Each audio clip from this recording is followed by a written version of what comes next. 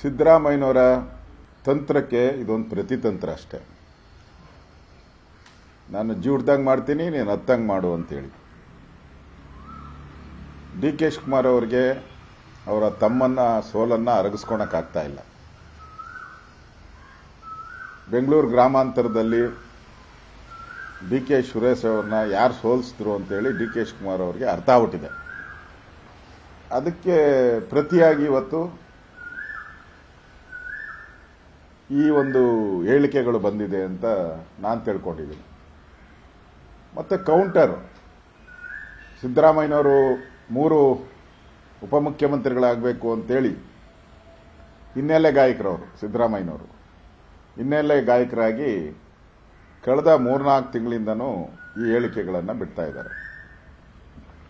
ಅದಕ್ಕೆ ಕೌಂಟರ್ ಆಗಿ ಇವತ್ತು ಸಿದ್ದರಾಮಯ್ಯನವರು ಅದು ಅವರು ಧರ್ಮಾತ್ಮರಾಗಿದ್ದರೆ, ಹಂಗಾರೆ ಸಿದ್ದರಾಮಯ್ಯ ಏನು?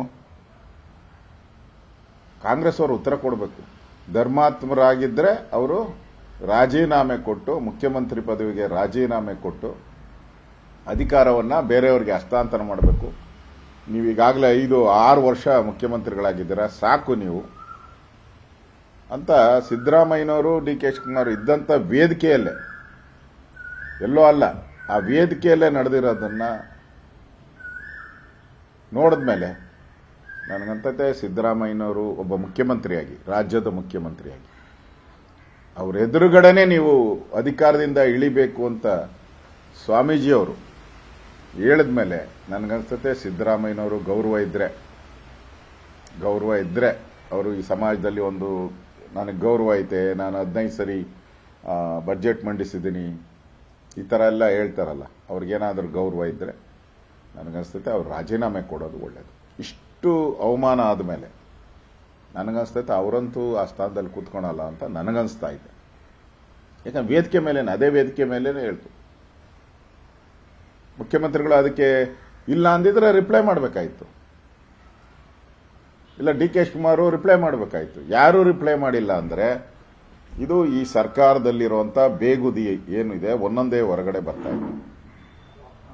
ಒಂದು ಕೌಂಟರ್ಗೆ ಕೌಂಟರ್, 3 ಉಪಮುಖ್ಯಮಂತ್ರಿಗಳಿರ್ಬೋದು, ಡಿ ಕೆ ಸುರೇಶ್ ಅವರ ಸೋಲಿರ್ಬೋದು, ಇವೆಲ್ಲವನ್ನ ಗಮನದಲ್ಲಿಟ್ಕೊಂಡು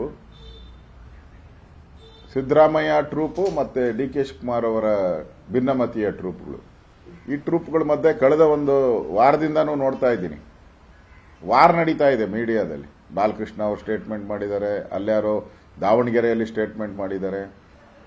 ಪ್ರತಿದಿನ ಡಿ ಕೆದು ಒಂದು ಗುಂಪು, ಸಿದ್ದರಾಮಯ್ಯನವ್ರದ್ದು ಒಂದು ಗುಂಪು. ಈ ತರ ಕರ್ನಾಟಕದ ರಾಜಕೀಯದ ಪರಿಸ್ಥಿತಿ, ಅಭಿವೃದ್ಧಿ ಒಂದು ನಯಾ ಪೈಸಾ ಅಭಿವೃದ್ಧಿ ಇಲ್ಲ. ಕಳೆದ 1 ವರ್ಷ 1 ತಿಂಗಳಾಯಿತು. ಕಾಂಗ್ರೆಸ್ ಪಾರ್ಟಿಯಲ್ಲಿ ಗೊಂದಲ ಇದೆ, ಕಾಂಗ್ರೆಸ್ ಪಾರ್ಟಿಯಲ್ಲಿ ಸರ್ಕಾರಕ್ಕೆ ಆಪತ್ತಿದೆ ಅನ್ನೋದು ಇದರಿಂದ ಸ್ಪಷ್ಟವಾಗಿ ಆಗ್ತದೆ. ಇದನ್ನೇ ನಾವು ಹೇಳಿದ್ವಿ, ಸರ್ಕಾರ ಬಹಳ ದಿನ ಉಳಿಯಲ್ಲ ಅಂತ ನಾನು ಯಾಕೆ ಹೇಳಿದ್ದು ಅಂದ್ರೆ ಇದರಿಂದನೇ ನಾನು ಹೇಳಿದ್ದು.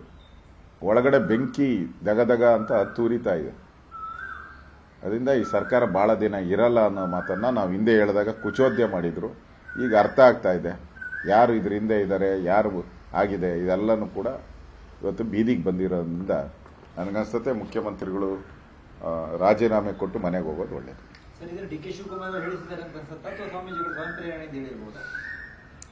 ಅದನ್ನ ಅನಾಲಿಸಿಸ್ ಮಾಡುವಂತ, ಇದರ ಒಳಗುಟ್ಟನ್ನ ಅರ್ಥ ಮಾಡ್ಕೊಳೋ ಅಂತ ಶಕ್ತಿ ಸಿದ್ದರಾಮಯ್ಯನವ್ರಿಗಿದೆ ಅಂತ ನಾನು ತಿಳ್ಕೊಂಡಿದ್ದೀನಿ.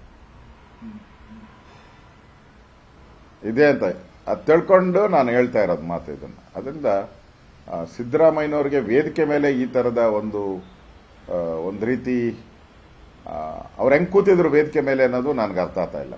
ಇಷ್ಟೆಲ್ಲ ಆದ ಮೇಲೂ ಕೂಡ ವೇದಿಕೆ ಮೇಲೆ ಹೆಂಗ್ ಕೂತಿದ್ರು.